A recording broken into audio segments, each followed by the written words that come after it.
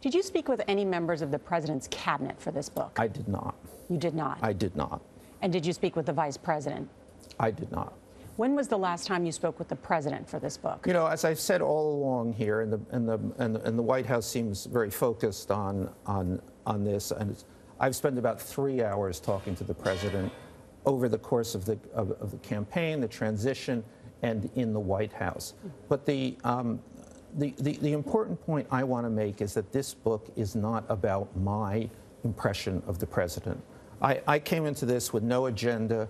I continue to have no political agenda. Fair enough. But it reads like a running narrative. Like, as you say, you were a semi-permanent spot. You were a fly on the wall in the White House. But Exactly. It does also read like your main source is Steve Bannon. Would it be correct to sort of say that?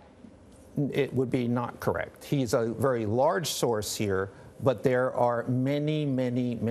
You have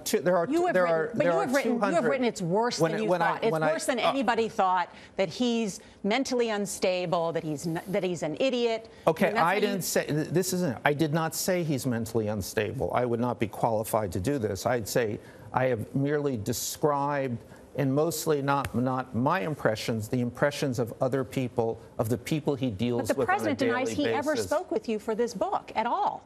Well, I think he probably had no idea he was speaking to me for this book. When I would meet the president in the White House, we would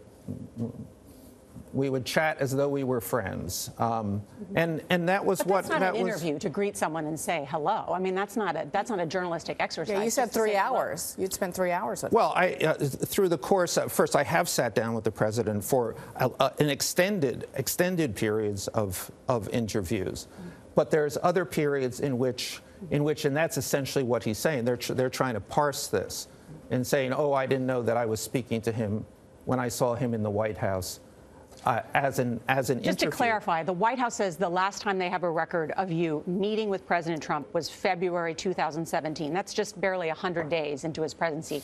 Did you interview him after that date? Let's separate this out. I interviewed him at that point.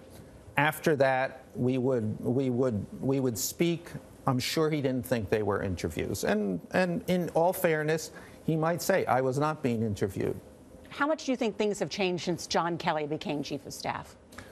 I think that they've obviously changed a lot. There's Bannon's gone. Bannon's gone, Priebus gone, Spicer's gone. So most of your sources. So the core of the White House the first 6 months, the core of that staff is gone. So a lot has changed given the staffing of the White House. The thing that has not changed, of course, is Donald Trump.